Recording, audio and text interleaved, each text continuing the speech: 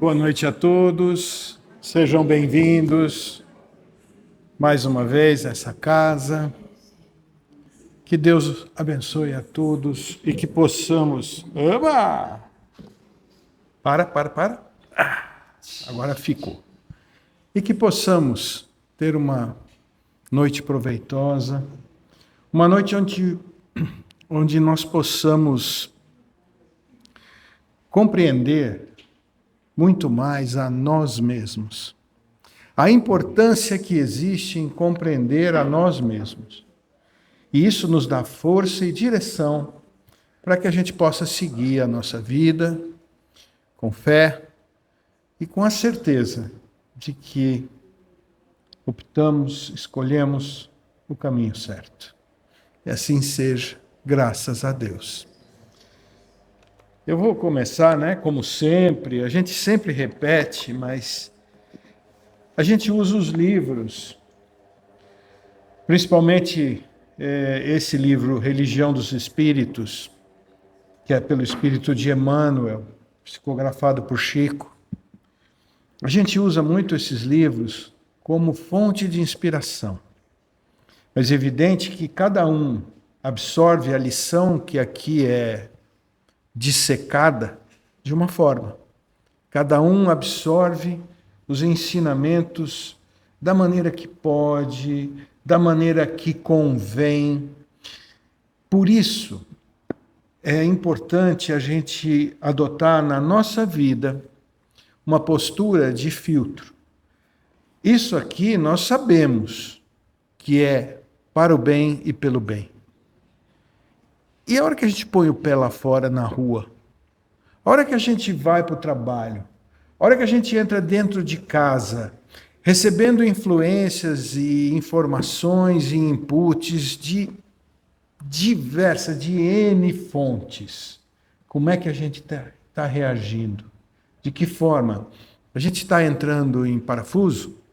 Ou a gente está absorvendo, filtrando, pegando o que é bom e descartando o que não é bom? Porque eu não estou falando de bem e de mal. Veja, isso é uma sutileza interessante para a gente discutir. Eu não estou falando entre o bem e o mal. Não. O que é bom e o que não é bom. Essa sutileza, às vezes, faz com que a gente desconsidere. Aliás, pelo contrário, a gente considere o que não é bom e desconsidere o que é bom. E desperdiça oportunidades, tempo, vitalidade, vontade, a gente joga fora. Por falta de um conhecimento mais profundo de nós mesmos. Então, eu não sei, a lição que eu abri aqui é Ao Sol do Amor. Eu não sei do que se trata. Eu entrei nesse tema, agora falando sobre os filtros que nós devemos colocar em nós mesmos, a partir do nosso autoconhecimento. Eu entrei nesse tema porque eu acho relevante. Eu acho que todos nós que estamos aqui hoje, todos os que me ouvem, inclusive na internet, e da parte de cá, o que vos fala, todos nós estamos aqui com uma petição, com algum detalhe na vida que está enroscado. Seja ele pequenininho, ou seja ele maior. Todos nós trazemos para a casa espírita, para o templo católico, para o templo evangélico, para o terreiro, para qualquer lugar que seja. Quando a gente procura a espiritualidade, a gente, em geral, por isso que se diz muito, vai lá pela dor e não pelo amor, A maioria de nós é assim mesmo, é assim que acontece. Então, se por acaso nós fazemos parte desse conjunto de seres humanos que procurou a casa espírita pela dor, vamos nos autoconhecer. Vamos entender aonde dói e especialmente por que dói.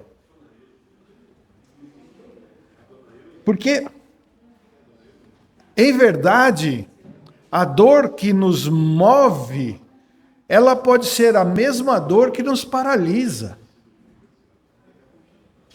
Porque a dor move. Quando a gente fala em dor, a gente fala até em tirar de zona de conforto. Porque a zona de conforto o que é? Um lugar agradável, confortável, convidativo ao descanso. É a sombra e a água fresca. Né? Então a gente, muitas vezes, quando encontra esse oásis, esse lugar aprazível, a gente descansa e a gente para. E a nossa existência não contempla as paradas. Ela contempla, sim, diminuição de ritmo e continuidade de ritmo. Não é para a gente ficar parando, deitando na rede, descansando e vendo o tempo passar. Mas, muitas vezes, essa dor que nos move, que tira a gente dessa rede confortável, ela nos paralisa. E é então aí que vai entrar esse filtro que estou comentando aqui com vocês, que cabe a cada um de nós desenvolver.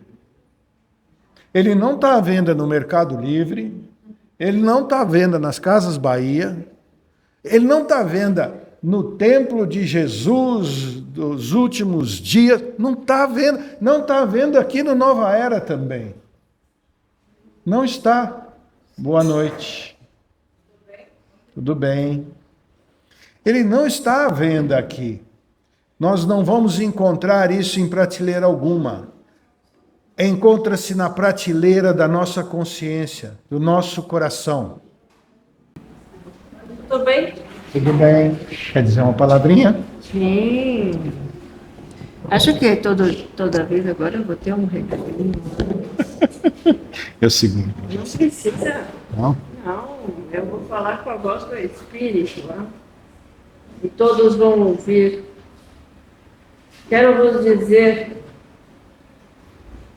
que assim estão pedindo para que eu venha sempre passar um recadinho aqui de começo, né?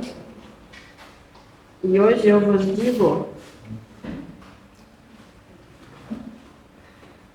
não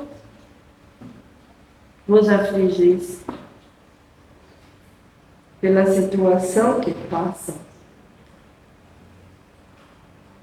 Continuem na fé, continuem se cuidando, continuem se amando, perseverando, pois Jesus está ao lado, né? Assim, é muito difícil quando estamos numa situação que complica, mantermos o nosso pensamento de fé. Mas essa é a grande prova que o nosso Senhor quer de cada um. É que a fé, ela seja testada nos momentos mais difíceis. Para lembrar que precisamos estar com Deus. Para lembrar que precisamos estar com Jesus.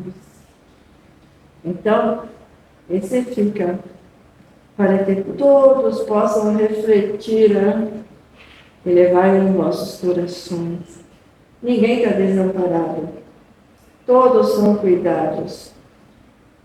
Mas temos, como eu sempre digo, que fazer a nossa parte, né? Porque Deus, Ele abençoa aquele que busca, aquele que pede, aquele que crê. E é isso que temos que fazer, né? Muito bem, já falei demais, né? Não. Agora já vou falar um montão lá dentro. Então, Boas palavras. Agradecemos. Quem passar comigo, me vem hoje. Agradecemos ao irmão Giovanni essas palavras. E voltando ao nosso assunto, essas palavras corroboram muito o que a gente estava falando aqui há pouco, sobre a proteção. Você só consegue proteger um castelo se você conhece todas as entradas e saídas do castelo. a firmeza das suas portas. O fosso, se é profundo, se não é. Por isso, repito, precisamos sempre nos conhecer para que possamos sair do marasmo, daquilo que nos para a vida. E parafraseando o irmão Giovanni, a fé nos movimentará. Há poucos dias, eu dei uma palestra aqui que eu falei sobre esperança. A esperança, hoje eu poderia dizer para vocês que é um sentimento, é uma sensação, é uma intuição, é um entendimento que nós temos em relação a nós. A partir do nosso conhecimento, eu tenho esperança que eu consigo chegar lá porque eu treinei, eu vou terminar essa prova, eu me esforcei, eu vou passar de ano, eu tenho esperança. A fé é o apogeu da esperança, é quando nós depositamos toda a confiança em Deus, no plano espiritual. E o que o irmão Giovanni disse aqui é que nós precisamos continuar, pois nossa fé, neste momento, de certa forma, e eu não vou trazer isso no modo absoluto, mas de certa forma está sendo testada. Porque se a gente analisar o nosso planeta, ou seja, a nossa mãe Terra, a Gaia, ela está passando por quê? Por uma movimentação monumental, que é a transição planetária. Ela já vem passando por isso há muitas décadas. E isso reflete aonde? Em cada um de nós, nas nossas próprias vidas, não é? É mais ou menos como se eu tiver um jardim e regar só metade do jardim. A outra metade vai secar, não é? Então é isso que está acontecendo. Estamos sendo testados para ver quem é que vai secar e quem é que vai florescer. Porque a transição planetária pede isso. Ela é um processo que passa todo o planeta, a consciência do planeta, onde, a partir de um momento, não é uma data fechada, não é como o fim de um mês, virou para outro mês, não. É uma coisa bem suave, mas determinados comportamentos, determinados pensamentos dos indivíduos que habitam o planeta não serão mais permitidos. Então, essa flutuação que nós estamos passando e que exige fé e exige um teste da nossa fé, é muito por isso. Aqueles que decididamente conseguirem, pela sua fé, executar todos os protocolos, todos os contratos, todos os acertos que fizemos na espiritualidade, esses vão continuar. Aqueles que não conseguirem, por fraqueza, por tristeza, porque deprimiu, por isso, por aquilo outro, ou porque é malzinho mesmo, porque ainda tem muita mentalidade ruim no planeta, esses serão obrigados a subir num outro ônibus. Vai para o outro lugar. Ninguém vai deixar de existir, não. Deus dá chance para todo mundo. Até nesse fim de semana, estudando numa aula de psicografia, veio uma mensagem de um jovem que comentou, entre algumas coisas, comentou que ele começa a carta dizendo: ando devagar porque já tive pressa. Aí ele fala assim: tive pressa coisa nenhuma. Eu estava encostado. Aí ele vai dizendo, vai falando, e ele comenta que ele já teve inúmeras chances e que todas elas ele desperdiçou. E ele ratifica, o homem dá quantas chances nós precisarmos. Porém, ao dar a chance, dá também um encargo. É como, vejam, na vida, vou procurar um emprego. Eu vou chegar na empresa, eu quero um salário de tanto, tá bom, está dentro do budget, um salário de tanto. Legal, aí você vai para casa e não vai fazer nada? Não, em troca deste ordenado, você tem que cumprir uma série de obrigações, não é mesmo? Assim é no sistema planetário, no nosso planeta Terra. Nós viemos para cá para cumprir uma série de obrigações. E qual é o nosso ordenado? A vida, os dias de vida. E se a gente desperdiça os dias de vida, o que a gente está fazendo? Está jogando o ordenado no lixo. E não está cumprindo com as nossas obrigações. Então, pelo que o irmão falou aqui, vamos sempre perseverar, insistir. Porque, olha, quando você está na rua, voltando para casa, e uma chuva passageira te pega pelo caminho, o que é que você faz? Procura abrigo, mas não tem abrigo. Você faz o quê? Volta para casa assim mesmo. Ou senta e chora na rua até passar a chuva. É esse o lance. Volta para casa. O que é voltar para casa? É a obrigação. Eu saí de casa com a obrigação de voltar para casa no fim do dia. E assim nós vamos desenvolvendo a nossa vida. Cumprindo com as nossas obrigações. Cumprir com a obrigação é crer, é ter fé, é insistir.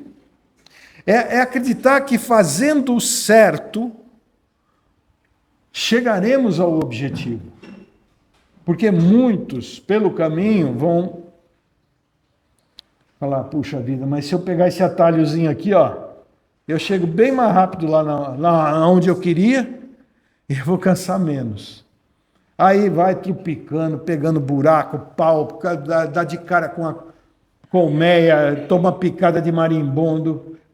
E é isso, e a gente faz muito esse tipo de coisa. Tem até uma história de um homem que estava fugindo dos seus algozes e se embrenhou na floresta, fugindo, pegando, tomando com um galho na cara e correndo e fugindo e pedindo para Deus ajudar que os canibais lá, a turma, não achasse ele. E uns 5, 10 neguinhos atrás, e ele correndo, fugindo. Ele fugindo. De repente, ele chega num lugar, ele ouve uma voz, ó, entra à direita aí. Ele olha, tem uma entradinha mesmo na trilha. E ele se mete lá. Quando ele se mete lá, ele se dá no meio de uma teia de aranha, cheio de aranha. Se embrenha naquilo, sai, rola, tenta tirar as aranhas do corpo. Fica lá no chão. Fala, puxa, Deus, eu pedi uma saída para os caras, não me pega, você me joga no meio das teias de aranha aqui, né? Você me joga no meio das aranhas. Só que o que aconteceu? Ele ficou quietinho ali. Os perseguidores chegaram naquele ponto onde bifurcou o caminho, olharam para cá e disseram, não, aquele não pode ter entrado, olha o tanto de aranha que tem aqui, olha a teia. Ele não foi aqui, vamos em frente. E foram em frente. Então, as dificuldades da nossa vida, muitas vezes elas são ofertadas pelo alto com o intuito de nos proteger. E muitas vezes de nos proteger de nós mesmos. O que é maravilhoso. Mas a gente, da nossa pequenez ainda, porque somos pequenos, somos não imperfeitos, somos inacabados. A gente não percebe isso. Muitas vezes se revolta com Deus. Jesus, eu devo ter salgado a Santa Ceia.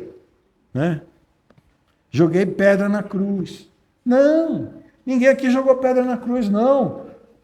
É evidente que alguém aqui pode ter passado lá naquela época, sim, como outra pessoa.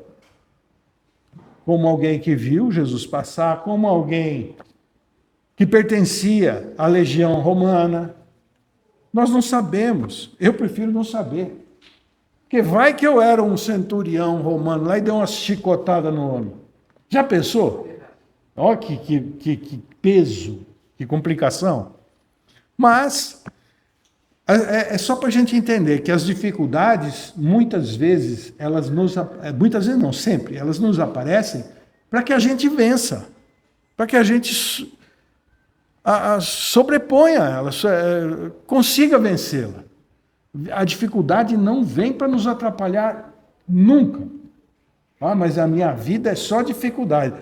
Sinal que você está forte, sinal que você pode vencer. Deus não dá o fardo maior do que o que a gente pode carregar. Minha vida está triste. Minha esposa não gosta mais de mim, me abandonou. Olha, ela te abandonou para que, quem sabe, você, se autoconhecendo agora, possa encontrar uma outra pessoa. Porque se ela te abandonou, é porque ela não te quer mais. É simples assim. Não, fica comigo, mas eu vou ficar com você, vai ser um castigo. Vai ser um inferno, né? Te abandonou porque ela não te quer mais. Quantas vezes a gente vê aí pessoas se afundando, deprimindo, e eu não estou dizendo que está errado isso, que essa pessoa está fazendo tudo errado. Não. Ela foi atingida pela flecha da depressão e é terrível mesmo. Eu compreendo, mas eu não posso dizer, olha, eu compreendo, mas continua chorando mesmo, fica na cama hoje, não levanta, não vai trabalhar, perde o emprego, deixa de pagar suas contas. Não é esse o papel de quem gosta de alguém. Não é esse o papel fraterno que a gente precisa distribuir para o mundo.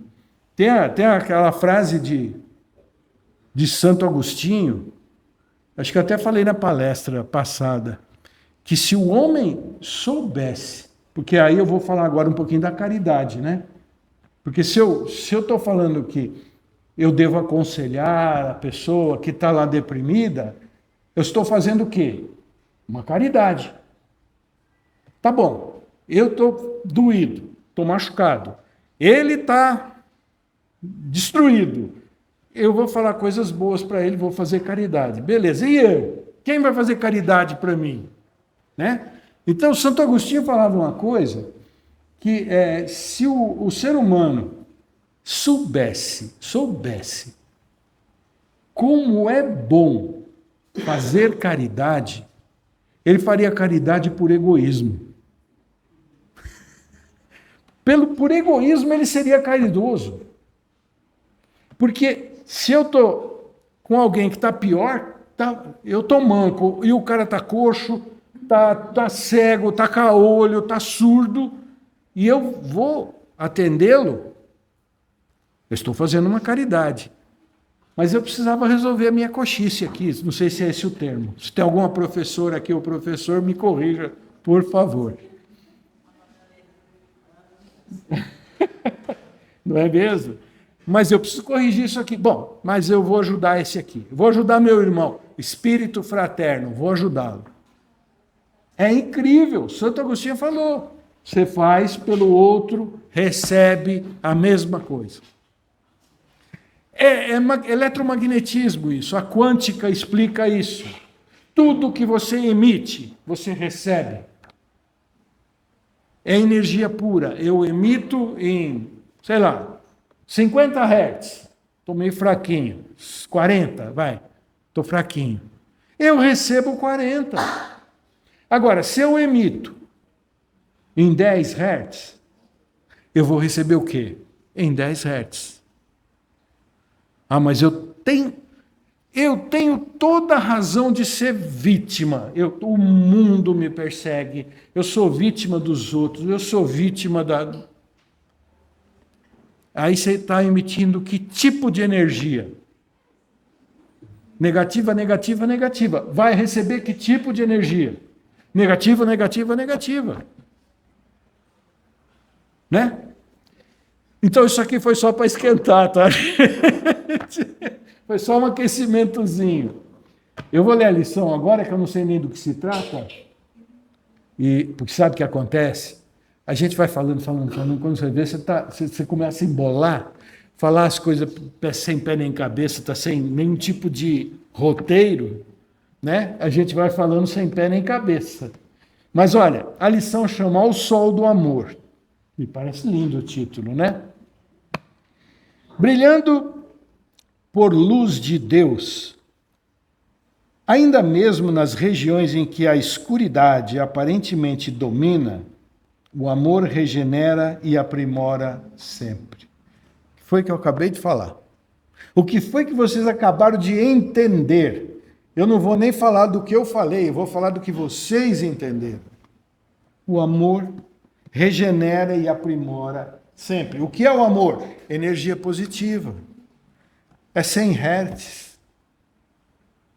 E o que volta para aquele que emite a energia positiva do amor?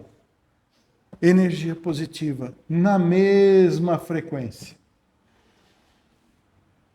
Podem surgir grandes malfeitores abalando a ordem pública, mas, enquanto existirem pais e mães responsáveis e devotados, o lar fulgirá no mundo, cooperando para que se dissolva a lama da delinquência, na charrua do suor ou na fonte de lágrimas.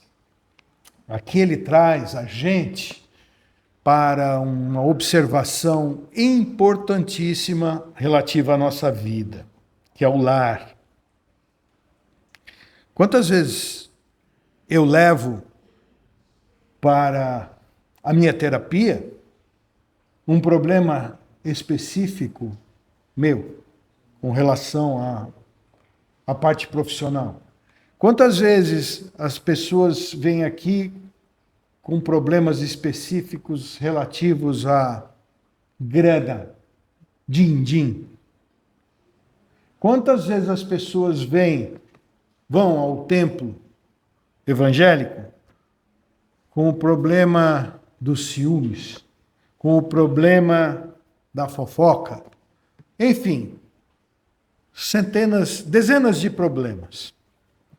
Ninguém nesse momento lembrou do lar. O lar é, portanto, o nosso porto seguro, onde a gente aporta o nosso coração com confiança, com segurança. Mas é o lar, a importância que tem o lar, né? Eu me lembro, tem um livro, se não me engano, chama Jesus no Lar. Ele traz histórias referentes, psicografia também, de Lúcio, é do Chico Xavier, mas é o espírito de Lúcius, se eu não me engano. Ele traz histórias do evangelho que era feito na casa de Pedro, por Jesus. É magnífico, são histórias inspiradoras, onde Jesus, então, contava alguma história a todos os participantes e trazia o fundo moral daquela história, né? E tem uma passagem lá, que agora não vou lembrar a história toda, onde ele comenta que se todos os lares do planeta vivessem em harmonia, não haveria guerra no mundo. É o desequilíbrio no lar que fomenta todo o desequilíbrio da humanidade. É a mesma história sobre evangelho no lar. Muitos aqui fazem, quase todos, fazem evangelho no lar uma vez por semana. Eu tenho certeza. Por quê? Em entrevistas, muitas vezes a pessoa chegava para mim e falava assim, eu não sei o que acontece comigo. Eu saí de casa hoje, estava animadão, estava legalzão. Desci, entrei no carro, o pneu estava furado. Ô, desgraça. Troquei o pneu. No que eu fui passar a mão aqui, sujei a camisa, tive que subir para trocar a camisa do terno. Nisso, olhei no relógio, estava atrasado. Saí que nem um doido. Dei uma fechada numa pessoa, a pessoa me xingou, desceu do carro, queria brigar comigo.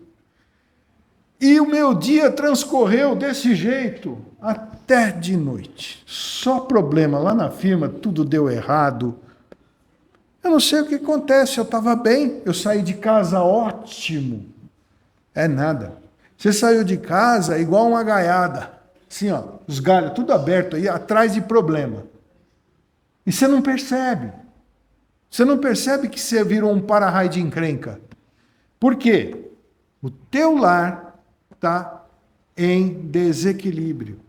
E a gente, em geral, não percebe isso. Não é como, sei lá, uma goteira que escorre pela parede, suja a parede, você olha para a parede está suja. Você precisa limpar, pintar de novo, raspar, passar massa, não é? Mas o desequilíbrio do lar, ele não é tão visível, tão evidente assim. Ele é muito mais sutil, ele é muito mais delicado. É um olhar torto que acontece. Por que aconteceu esse olhar torto? Porque já vem de uma incompreensão de alguma atitude. Sabe, aos homens aqui, levantar a tampa da privada para fazer xixi é fundamental. Não é mesmo? Por que tem que fazer as coisas erradas? E aí começa o desequilíbrio dentro do lar. Por causa disso, eu vou salgar o ovo dele hoje lá, eu vou fritar o ovo, vou meter sal. E aí vai. Então essa pessoa que saiu de casa, animadão, legalzão, chegou no fim do dia arrasado. Tudo deu errado. Por quê? O lar está desequilibrado. E aqui ele diz, né?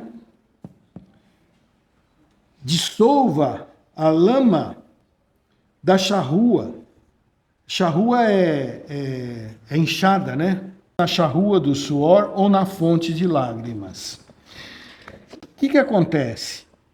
Nós, pais, mães, filhos, filhas, precisamos preservar esse equilíbrio dentro do lar. É fundamental, mesmo que eu esteja desgostoso. Eu não estou satisfeito com o que o meu pai fez. Meu pai pisou na bola comigo. Tudo bem. Se você pisar na bola com ele, sabe quando vai terminar essa partida, esse jogo? Nunca. Alguém tem que parar. Geralmente, os mais fortes, os mais valentes, os mais aguerridos são os que param. São eles que param. Que podem até parecer covardes, mas são eles que param. Vamos continuar. Podem surgir crianças, problemas e jovens transviados de todos os matizes, mas enquanto existirem professores dignos do nome bendito que carregam, erguer-se-á a escola por santuário da educação. O outro santuário, a escola. A importância de se levar na confiança um professor. Se vocês pegarem o Japão, que é um país extremamente tradicional, o Japão é um país imperialista, né? Ele tem imperador. O imperador é a figura máxima de toda a nação japonesa. O único indivíduo que não precisa se curvar diante do imperador, sabe quem é? O professor. Esse está dispensado de se curvar diante do imperador. Olha a importância do professor. E hoje o que a gente vê? Professor sendo agredido, pais indo... Oi? Morto, agredido, morto. Pais indo às escolas para reclamar que o professor tirou o celular de um menino. Pais indo na escola reclamar que o professor não está educando a criança. E desde quando cabe ao professor educar? O professor ensina. A educação é dada onde? Acabei de falar, no lar, pelos pais. E nós vamos então ter frutos muito melhores. Caso não façamos isso no nosso lar, os frutos serão amargos, podres, xoxos, murchos, cheios de mancha e ruim. Continuando. Podem surgir doentes agoniados em todas as instâncias da vida. Mas enquanto existirem cientistas consagrados ao socorro dos semelhantes, levantar-se-á o hospital como pouso da bênção divina para a redenção dos enfermos. Vamos falar um pouquinho sobre a medicina, né? Onde nós temos um avanço fantástico, muito grande. A medicina hoje, ela é muito avançada.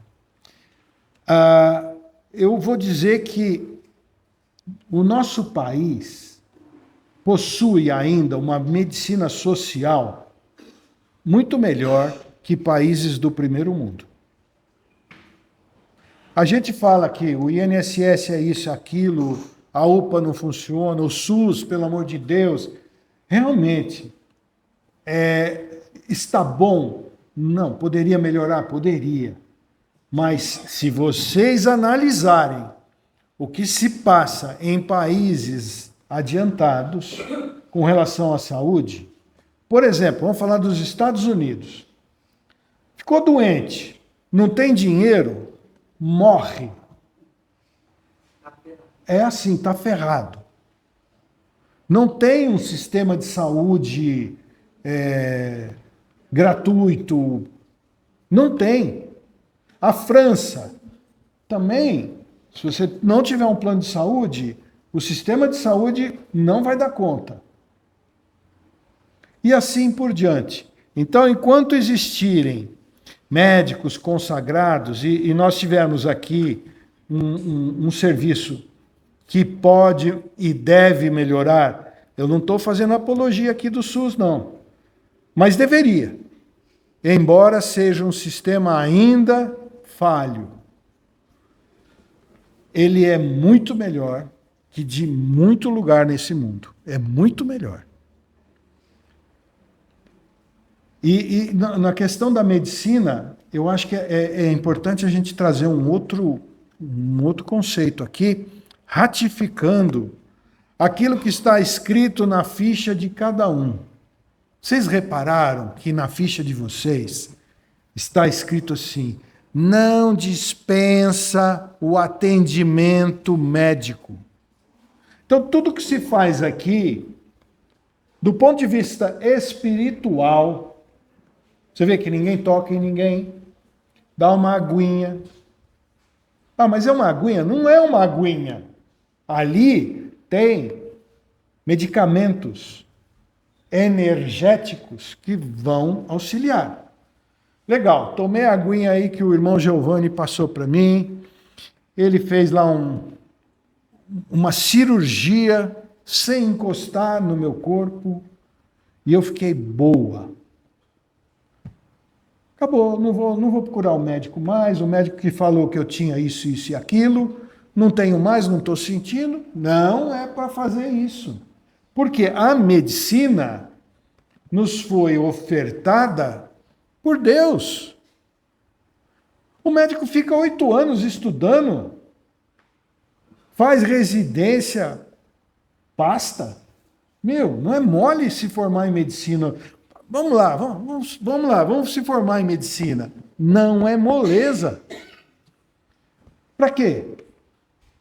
Porque existe Existe um objetivo maior, da espiritualidade maior, no nosso auxílio. Se a gente fizer uma análise rasteira, há 50 anos atrás, qual era a expectativa de vida do brasileiro? Qual é hoje? É muito maior, não é?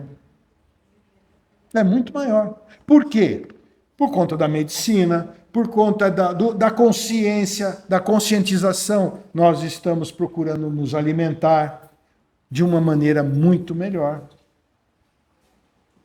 Eu, por exemplo, isso é uma escolha minha, é uma opção minha. Na minha casa não entra margarina. Não entra. Vocês já fizeram algum teste? Pega uma margarina e deixa no porão da casa 30 dias. Deixa lá, aberta. Depois você vai ver o que vai acontecer. Nem barata vai. Nem barata vai na margarina. E a gente está comendo aquela pasta que não tem nada de natural, que dificulta a digestão. O nosso corpo não está preparado para comer aquele negócio, aquele plástico derretido. E assim por diante, né? Refrigerante. É outro veneno. E tem um monte de coisa. Bebida alcoólica também é um veneno. Mas não tem jeito, né? Toma um aperitivinho aqui, uma cervejinha ali, não é mesmo? Mas é diferente do cara que toma cerveja todo dia. A gente vai melhorando. Podem surgir criminosos de todas as procedências, gerando reações populares pelos delitos em que estejam incursos.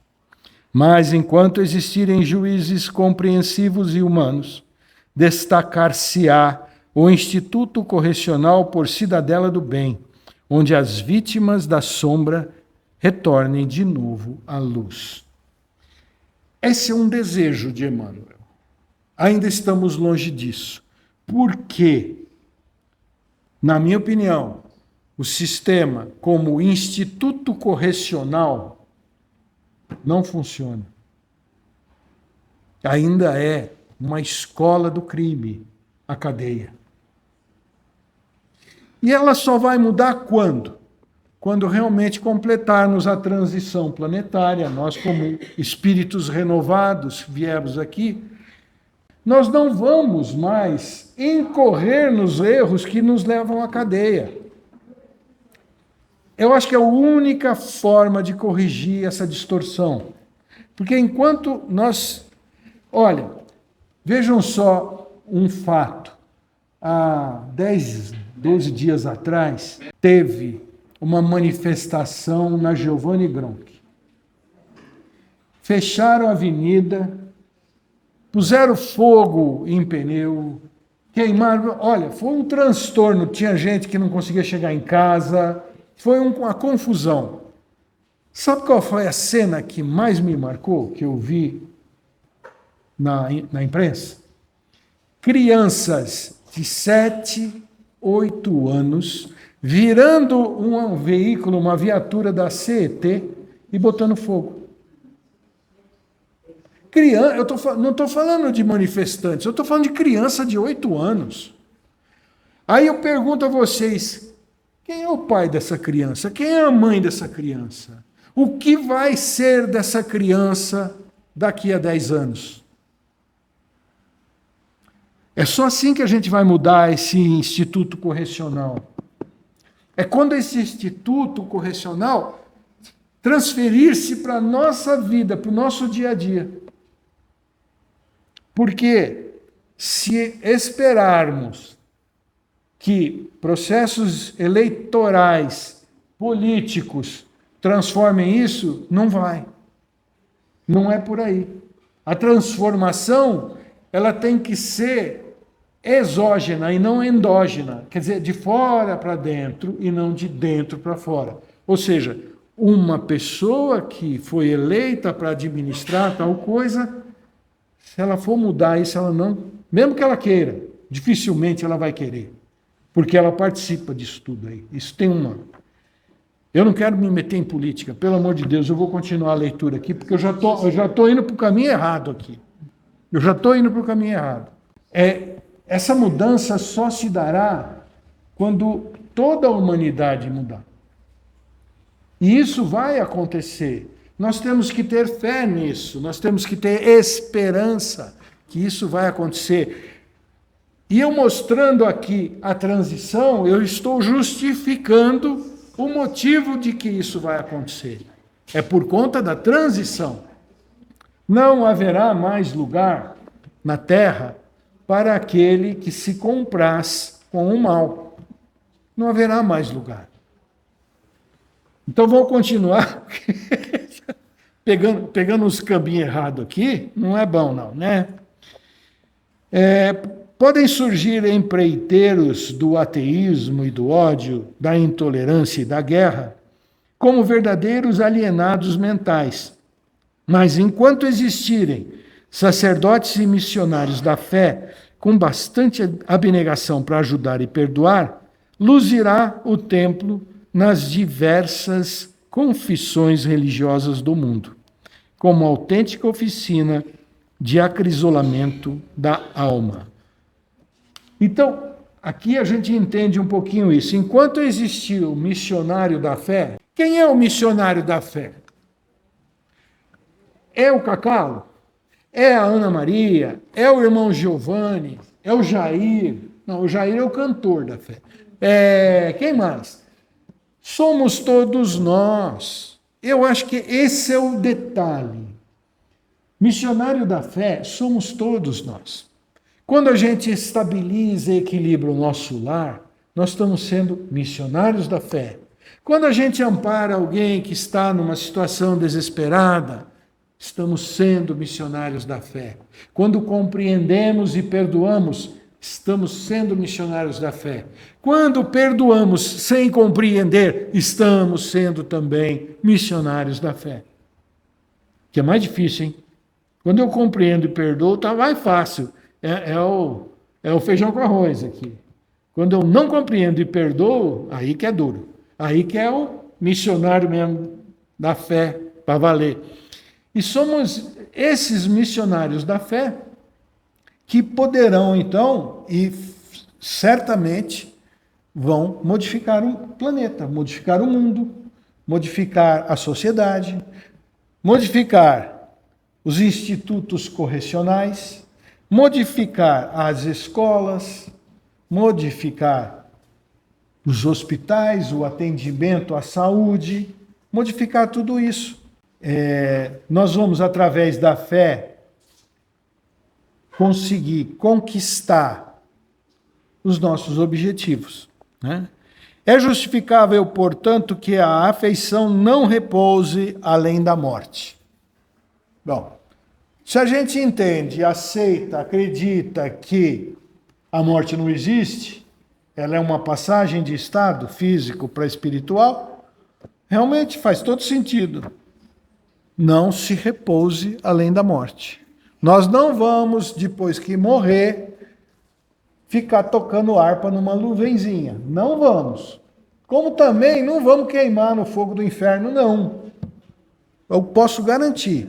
Se alguém tiver algum problema aí com algum errozinho que cometeu no passado, trata de ajeitar tudo isso agora, que deslancha o carro da vida, né? E não tem problema nenhum. Para lá da fronteira da cinza, agiganta-se o trabalho para todos os corações acordados ao clarão do amor sem mácula. O trabalho está aí para todos os corações. E eu vou dizer uma coisa para vocês. Geralmente, quando a gente vai num atendimento médico, que a gente tem lá, vamos lá, eu tô com febre, tô tossindo, tô com catarro, tô com fraqueza, com uma dificuldade de respirar. Vou ter atendimento médico. Vou passar por uma consulta. O que o meu quadro sugere para o médico que está ali me consultando? Ele vai fechar algumas arestas aqui, portinhas, janelinhas, e vai falar: Vamos bater aqui na pneumonia. Fazer um raio-x, fazer um exame de sangue e vamos fechar o diagnóstico, ver se é isso. Porque provavelmente é. Faz um raio-x, às vezes faz até uma tomografia, faz um exame de sangue e diagnóstico. Pá, pneumonia. O que ele vai fazer? Vai meter um antibiótico no paciente, né? Um anti-inflamatório, e vai falar o que para o paciente? Toma isso e vai jogar seu futebolzinho? Repouso. E é isso aí, né? Nós precisamos entender que esse tratamento aqui, ele requer todos os fluidos benéficos que vocês recebem. Todos. E todos estão recebendo neste momento, ou daqui a pouco já receberam antes. Mas ele requer também um pós, como o médico que diagnosticou pneumonia. Falou, ó, agora você vai repousar. Para todos nós aqui, o pós não é repouso. É a regeneração, é pensar positivo, é trabalhar pelo bem, se possível fazer a caridade, colocar isso tudo, essa luz, essa energia recebida em prática. Praticar isso, levar lá para dentro do lar. Olha, quando a gente recebe esta luz aqui, essa energia, se conscientiza disso, e vai para casa com essa obrigação posterior, esse pós, ao entrar em casa, tudo já mudou. Tudo muda. Se a casa tinha um cheirinho de mofo, não tem mais. Se a casa estava escura, aquele canto, vem uma luz não sei de onde. Se o meu cachorro estava há 25 dias de mau humor, ele vai te receber pulando de alegria. Se o meu marido não olhava nem na minha cara mais, ele vai te receber com um sorriso largo. Se o meu filho só brigava comigo, ele vai parar de brigar com você. É preciso crer, mas é preciso fazer. Então, o que recebemos aqui não deve ficar aqui. Saiu, leva, é seu. Faça disso o melhor que você puder. Mães esquecidas na legenda do túmulo transformam-se em anjos invisíveis de renúncia ao pé de filhos desmemoriados e ingratos, para que não resvalem de todo nas temeridades do abismo. Esposas renascidas do nevoeiro carnal apoiam companheiros desorientados no infortúnio para que se restaurem no tálamo doméstico. Filhos desligados do corpo físico tornam despercebidos a convivência dos pais, arrebatando-os a tentações do desânimo ou do suicídio. E arautos de ideias renovadoras sustentam-se em espírito ao lado daqueles que lhes continuam as obras. Gente, é tudo que eu acabei de falar. Olha isso aqui. Esposas renascidas do nevoeiro carnal apoiam companheiros desorientados no infortúnio, para que se restaurem no tálamo doméstico. O que é? O lar. A esposa já consegue apoiar aquele marido desenganado, que, já estava uma relação deteriorada. Mães esquecidas na legenda do túmulo transformam-se em anjos invisíveis de renúncia ao pé dos filhos desmemoriados e ingratos, para que eles não escorreguem na vida, para que eles não afundem o pé na jaca da vida.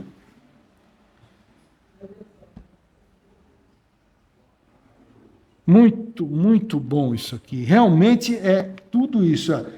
Tudo que receberes aqui, leve consigo e distribua. Leve para a sua casa, leve para o seu trabalho, leve para o seu convívio, leve para todo lugar que for. Vós sois luzes. E de que adianta uma luz apagada? Uma lâmpada apagada não adianta nada. Uma lâmpada embaixo da mesa também não. Bota a lâmpada para cima.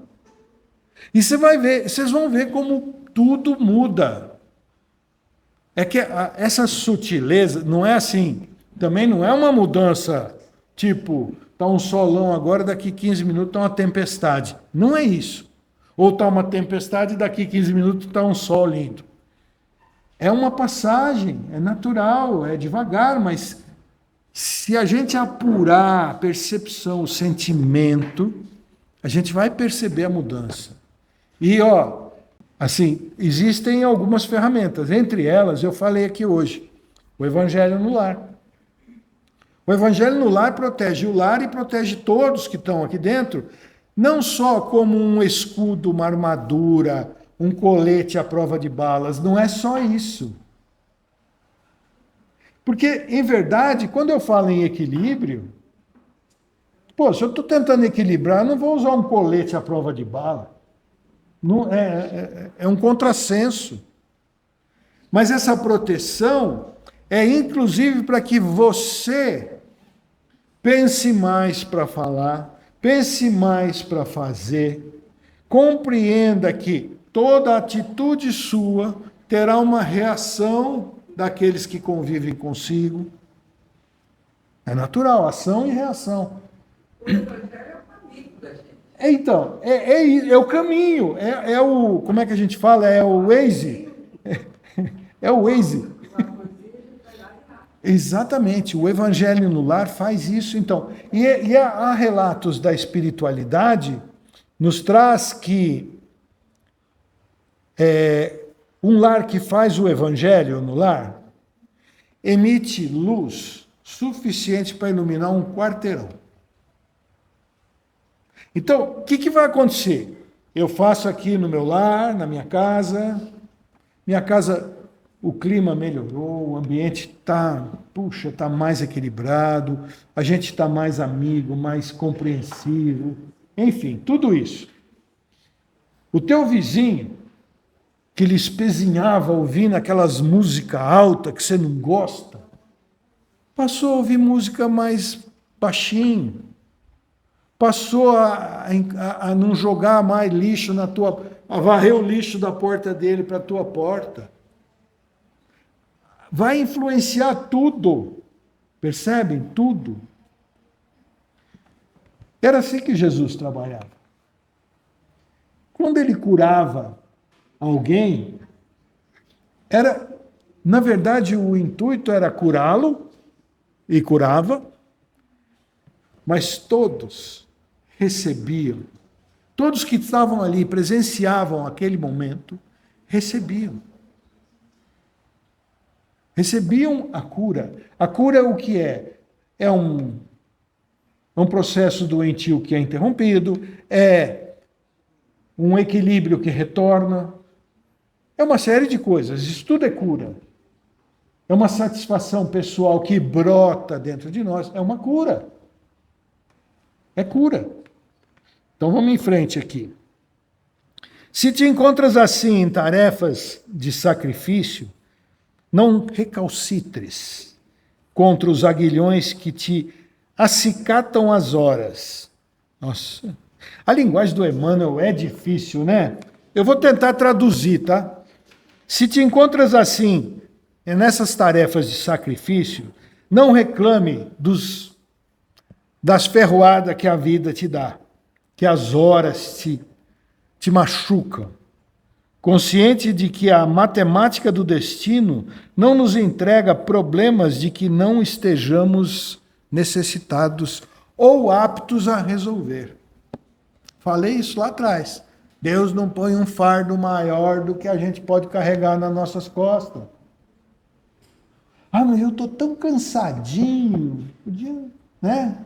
Podia. Faça por merecer. Tirar algumas pedras aí da sua mochila e vai ficar mais leve. Embora pareça simples tudo isso, não é fácil. E em momento algum eu disse aqui, em nenhuma outra ocasião, que seria fácil. Não é mesmo. Não é fácil. Humilha-te e serve. O que é esse humilha-te e serve? Seja gentil, compreensivo, ouça o outro. Isso é humilhar-se. Perceba que, conforme o jeito que você se coloca perante outro, você pode estar assumindo uma postura arrogante. E não vai haver uma troca, um diálogo construtivo nessa relação. Não haverá. Humilha-te não se coloque arrogante. Abaixe-se. Né? Aquele que se rebaixar será elevado. Humilha-te e serve, desculpa e edifica, diante dos que te fazem complicados instrumentos de tua dor. Então é isso, né? Perdoa, compreende e perdoa. Se não compreender, perdoa também. Não tem conversa. Perdoa quanto, mestre? 70 vezes 7. O 7 é um número cabalístico. Né? 70 vezes 7 é cabalístico ao extremo. Né? É potencializado. A prova antecipa o resgate. Então veja, nós vivemos num mundo de provas e expiações. O resgate é uma expiação. A prova antecipa o resgate. Então, se a gente veio aqui, com esse corpinho, para resgatar alguma coisa, alguma asneira que eu fiz lá, quando eu era capataz da fazenda de café do século XIX, se eu vim aqui para resgatar isso que eu fui muito ruim, uma desgraça de pessoa, judiei. E eu vim para resgatar. Só que antes eu passo pela prova. A vida está passando como prova para mim. Ela está transcorrendo como uma prova. E se eu começo a ir bem nessa prova, eu pego o meu resgate e faço assim. Ó. Aí a gente pode até pensar, pô, mas se foi tão ruim lá, agora reduz o resgate? Reduz a pena? Sim. Ah, mas não está certo. Como não está certo? Está sim. É dessa forma que funciona o sistema de resgates e de provas. Não significa que eu não vou resgatar isso, mas significa que eu não transformei isso numa autovingança. Porque vejam, muitas vezes a gente vê, e eu aconselho a não ver mais isso, hein? Esses programas na televisão que ficam mostrando só sangue, polícia. Então lá o crime, não sei da onde, tal. Aí está a mãe do menino que foi assassinado pelo outro porque foi roubado, né? E ela gritando, bradando ali na porta da delegacia, eu quero justiça. A maioria não quer justiça. A maioria quer vingança. Eu não estou me colocando aqui do lado do malfeitor. De jeito nenhum. Não estou me colocando do lado dele. Mas eu estou tentando separar o que é um resgate do que é uma vingança. Do que é justiça do que é uma vingança. Ele tem que ir para a cadeia? Tem que ir para a cadeia. Tem que ficar 30 anos lá? Tem que ficar 30 anos lá. Mas naquele momento, aquela mãe desesperada está querendo vingança. Se a gente está atento a isso, a gente vai lutar para que seja feita a justiça. Com isso a gente cresce, são as provas da vida. Essas provas nos faz crescer. Crescer é galgar degraus da espiritualidade, né? da intelectualidade e tudo mais. Isso tem que andar junto, deve andar junto. Porque senão, se a gente crescer só em intelectualidade, esquece a espiritualidade, junto com conceitos morais e tudo, vira um pombo com a asa só. Já viram o pombo com a asa só voar? Não voa. Não voa. Né?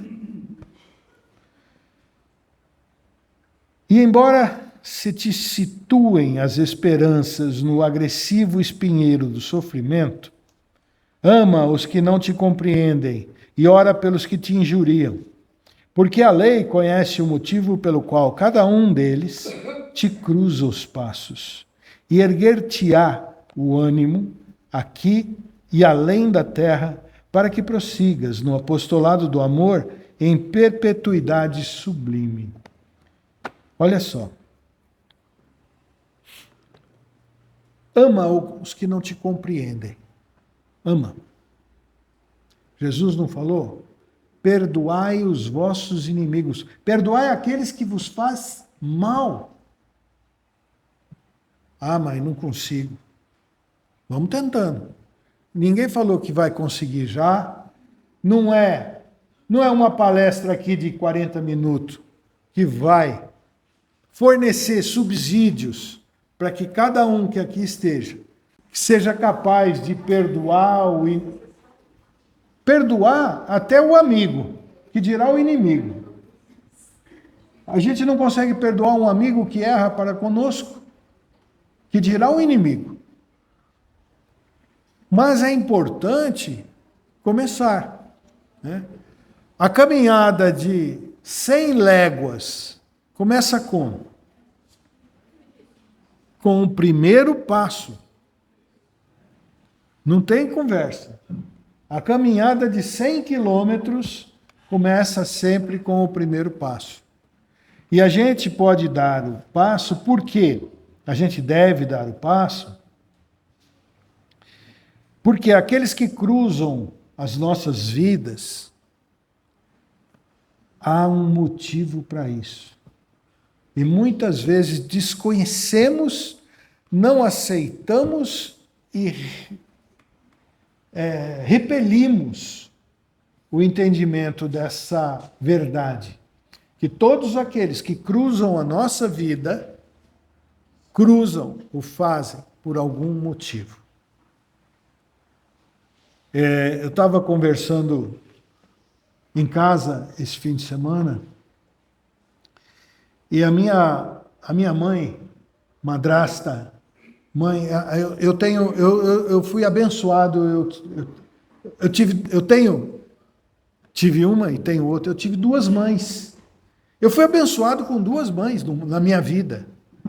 E essa, que é a minha madrasta, que eu a chamo de mãe, e a quero como tão bem quanto um filho natural, eu tenho uma convivência maior com ela do que tive com a minha própria mãe biológica. Por quê?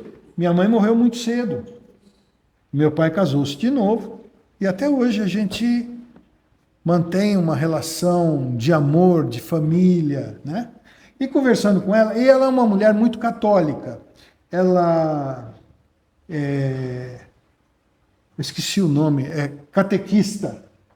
Ela dá o catecismo na igreja, tem lá os seus alunos, ela adora, mas ela adora conversar. Eu falo para ela é a católica mais espírita que eu conheço na face da terra, né? E conversando com ela colocou uma questão muito interessante, porque o fim dessa lição aqui fala para que prossigas no apostolado do amor em perpetuidade sublime. O que isso quer dizer? Que a vida não termina. Nós vamos continuar esse apostolado de amor sempre. Porque um dia a gente acaba. O corinho aqui acaba. E aí, acabou tudo? Não. Aí, conversando com ela me coloca a seguinte questão. como é que fica essa questão de uma criança nascer e muito jovem, muito novinha ainda, nascer com uma doença muito grave e morrer? Isso daí, o que que é? É uma prova para os pais ou uma prova para a criança? O que vocês responderiam? É para todo mundo? Não dá para saber. Não dá para saber. Essa criança pode ter vindo só para unir os pais, porque lá atrás ela foi um motivo de desunião deles. Pode ter vindo para terminar um estertorzinho de vida que lhe faltou cumprir ainda. Então não dá para saber. Mas, por que eu estou falando isso? Porque dentro da ideia religiosa que ela tem, que ela carrega, a reencarnação não é entendida, não é? O católico não tem reencarnação. O católico morreu, vai para o céu, vai para o inferno, fica no paraíso, no purgatório, né? Até o dia do juízo final. Aí todo mundo volta. E aí eu falei para ela, olha, o mais importante é que essa criança veio para esse casal por algum motivo que só nos dá condições de compreender se a gente entende e aceita a reencarnação. Porque se ele veio para cumprir mais um pedacinho de vida, porque reencarnou. Se ele veio para ajustar um casal que lá atrás, numa outra vida, ele desencaminhou, é porque reencarnou. Se ele está aprendendo alguma coisa com essa doença, viveu um pouquinho mais, sofrido, não tinha mobilidade, é porque vai reencarnar. Enfim, a reencarnação é que explica e justifica todos esses processos. E ela fica olhando para mim e fala, pô, sabe o que é? Mas eu acho que se eu aceitar isso eu estou pecando e não sei o quê. E fica difícil para ela, né? Mas é isso, a vida, ela é um conjunto de apostolado de amor. Se por acaso, nesse momento, não estamos conseguindo reverberar, emitir energias de amor, procuremos não emitir, nem reverberar energias negativas. Já é um grande passo. Porque tudo continua, nada acaba. Tudo que se faz cria um retorno, a lei do retorno. Mas aqui não vai retornar mais nada. Não vai. Então, procuremos entender a questão das energias que a gente emite, fazendo pelo menos esse exercício. Se eu não consigo emitir a luz do amor, que eu não reverbere a sombra do rancor. Fazendo assim, já estaremos certamente caminhando para o apogeu das nossas vidas espirituais. Porque nós somos espíritos, nós estamos na carne. E se somos espíritos, precisamos cuidar com muito amor, com muita atenção, de toda a face espiritual que carregamos. A minha expressão espiritual, a minha expressão carnal, material, é essa aqui que vocês estão vendo. Mas, quiçá, alguns de vocês estão sentindo a minha expressão espiritual. É essa expressão que vai modificar o mundo. Eu vou repetir a pergunta dela, que é bastante interessante. A Rita perguntou se estamos no nosso dia programado de fazer o Evangelho no lar, mas não estamos no nosso ambiente, na nossa casa, né? Estamos fora. O que devemos fazer? Uma oração Entre em contato com os benfeitores espirituais da sua vida, o seu mentor, o seu anjo da guarda, seu protetor. Peça desculpas pela falta e faça assim que chegar em casa. A mesma coisa vale para uma visita inesperada. Chegou uma visita que se chegar alguém, membro da família, alguém muito íntimo, convida, não tem problema. Mas é uma visita mais social do que qualquer outra coisa. Explique para ela que você vai fazer um evangelho, porque o evangelho no lar dura 25 minutos. Não é para levar mais do que isso.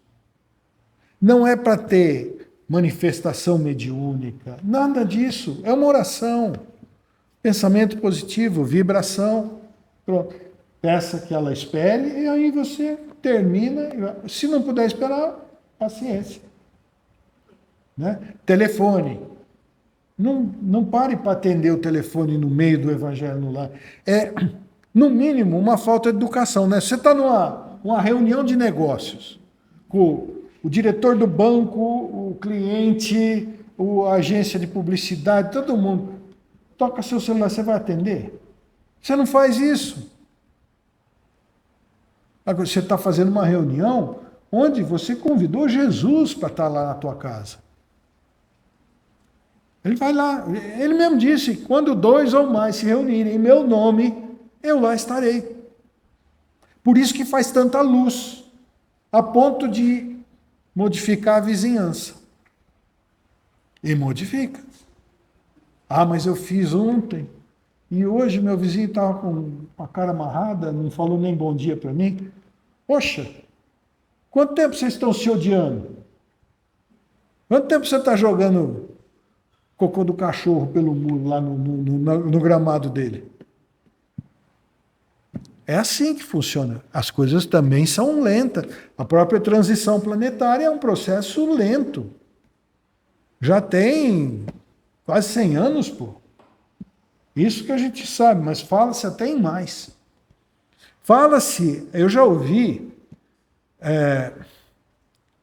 estudos, comentários sobre transição durar mais de 1000 anos. Porque é uma coisa muito lenta. É como se você fosse limpar uma piscina e o ladrão, né, o esgoto da piscina fosse um caninho de meia polegada e é uma piscina olímpica. Vai demorar. Você abre aquele registro e aquela aguinha sai. O filtro, né? Mas lembre-se, hein, que eu falei lá no começo, vamos, através do autoconhecimento, aplicar filtros em nós. Isso vai fazer com que toda leitura que a gente faça acerca do outro que se aproxima para fazer um negócio, se aproxima por um interesse, ou o que quer que seja, um relacionamento social, qualquer coisa. Isso vai fazer com que a gente faça uma análise muito melhor, mais profunda dessa pessoa, protegendo a nós mesmos e a outra pessoa. Porque esse filtro, ele não é um filtro que funciona só de lá para cá. Ele funciona também daqui para lá. Com esse filtro aplicado em mim mesmo, eu vou saber quando me comportar de uma determinada maneira, o que falar, como falar, quando falar. Eu não vou sair chutando pau da barraca, chutando cachorro. Né? Então é isso aí. Olha, eu falei tanto do Evangelho no lar. O Evangelho no lar, aqui, ó. Tá vendo? Quem diria, né? Quando o ensinamento do mestre vibra entre 4 paredes de um templo doméstico, os pequeninos sacrifícios tecem a felicidade comum. Pois é, quando as vibrações do Evangelho no lar reverberam dentro de casa aquele pequeno sacrifício que era horrível, que era difícil da gente fazer. Por exemplo, lembrar de cobrir a comida para pôr na geladeira, né? Então você pode botar o filme ali na coisa. Os homens aqui, guardar a comida, enfia tudo na geladeira, panelona aberta. Não é assim que funciona? Aí pega as donas de casa e fala, pô, mas você não cobriu? Vai ter que cobrir. Então, isso é um sacrifíciozinho para o homem. Eu digo sacrifíciozinho porque né, gente? O que custa cobrir uma porcaria de uma panela, né, com filme? Mas, enfim, essas coisinhas tão pequenas, aí o cara começa a fazer, isso tece a felicidade do lar. Isso movimenta a luz dentro do lar, a alegria, a felicidade dentro do lar. Reequilibra tudo. Quando entendemos a importância do estudo do Evangelho de Jesus como diretriz ao aprimoramento moral, compreendemos que o primeiro local para esse estudo e vivência dos seus ensinos é o próprio lar. É o próprio lar. É lá que é a escola da vida. É lá que a gente deve aplicar todos os ensinamentos do Evangelho de Jesus. Começa lá. Porque aí nós vamos sair de manhã, cheio de amor para dar, legalzão, e o carro não vai estar com o pneu furado. E eu vou chegar para a rua, e eu estou com o tempo, legal, eu não vou sujar minha roupa, não vou ter que trocar de roupa, eu estou adiantado para o compromisso.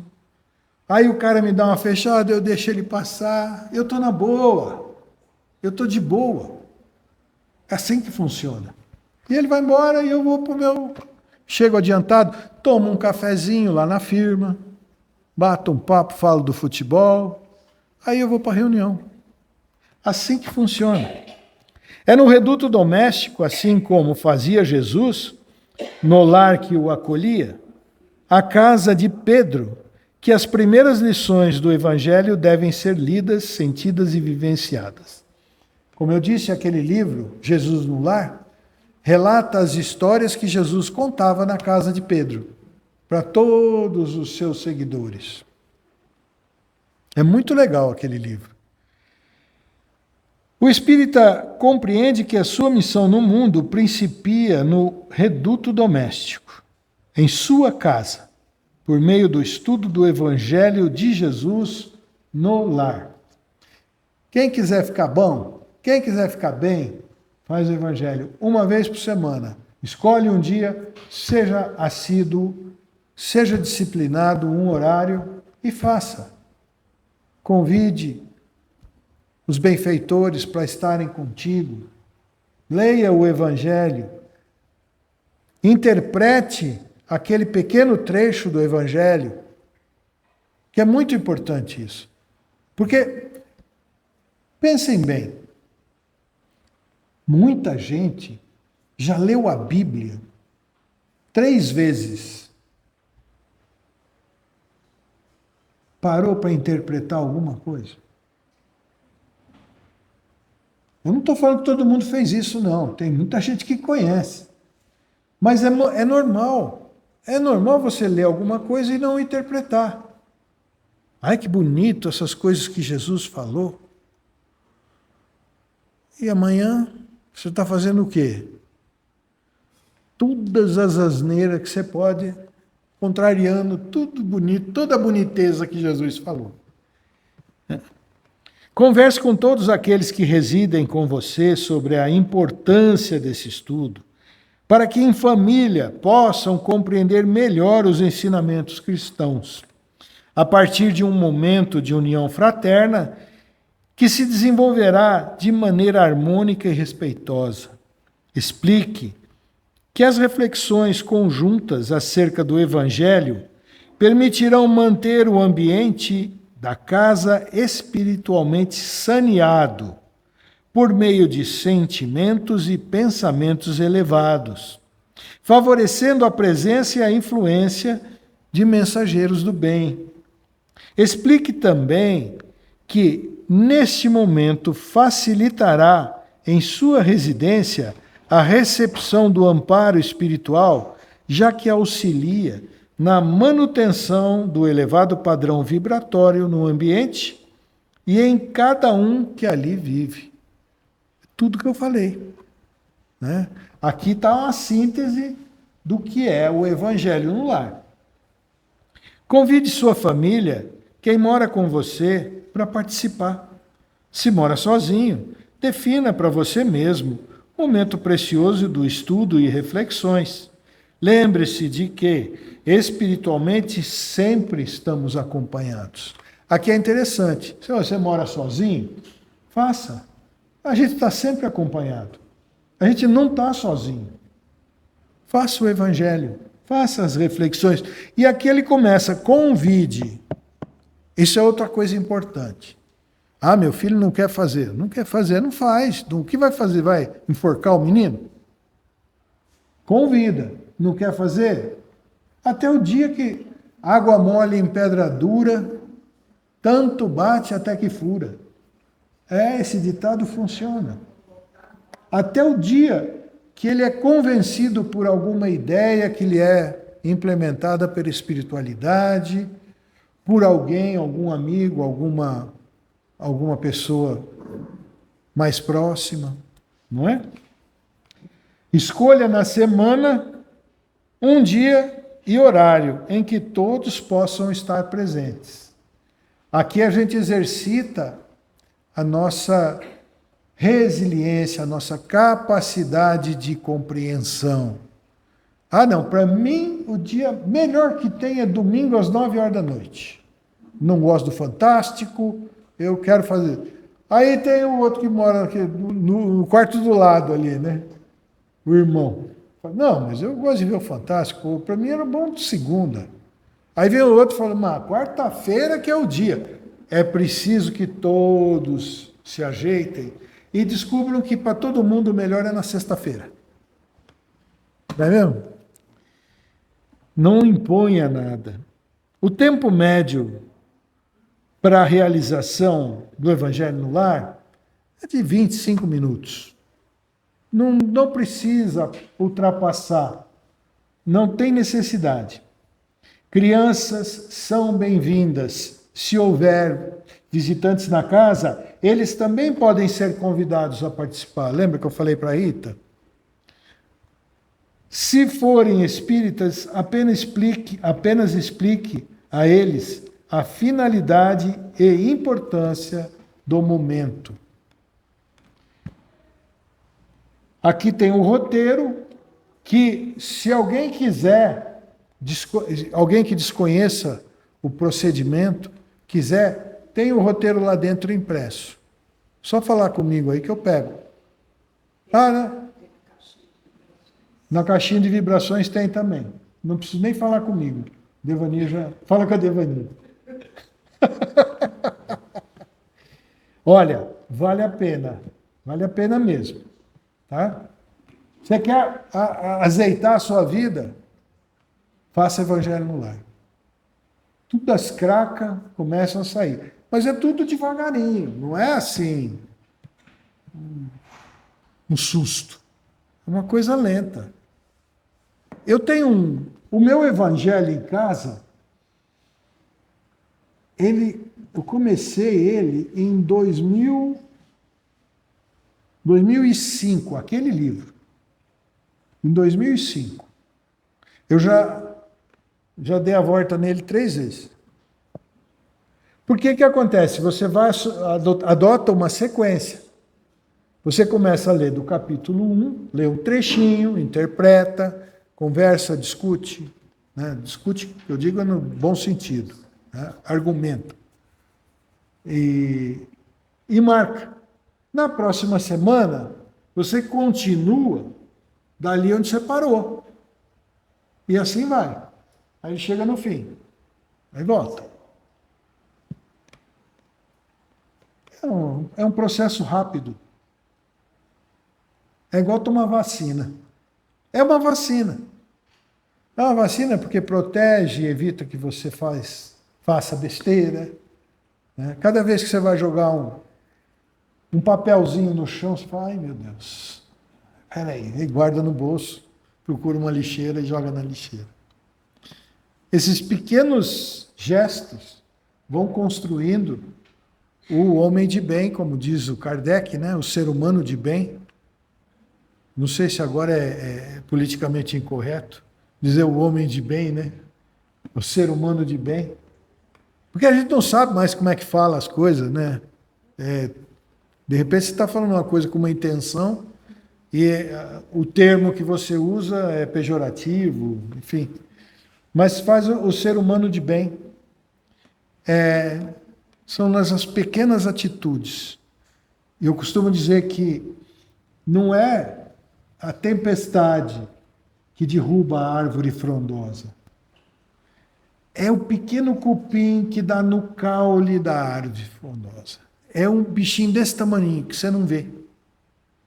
Na nossa vida é assim, tanto para o mal quanto para o bem. A gente começa a adquirir essa consciência fazendo bem, mas é devagarinho, é conta-gotas, é homeopático. O mal também. Não, tem uns que exageram, já mete o pé na jaca, já faz o mal para valer, né? Já solta, joga bomba na casa do outro. Mas a maioria não, vai fazendo mal homeopaticamente. E assim, não é a tempestade que vai derrubar a árvore frondosa. É o cupim que dá no caule, pequenininho. Gente, muito obrigado, eu agradeço a atenção de todos. Vocês não podem imaginar o quanto essa atenção nos move para frente, para cima, nos faz crescer, nos faz brilhar. Eu agradeço muito a todos a atenção, o amor que a gente vê nos olhos, assim, ó. Todos vocês. Rodrigão, você sabe que você é meu chapa, né, cara? É isso aí. Muito obrigado mesmo. E eu quero, então, neste momento,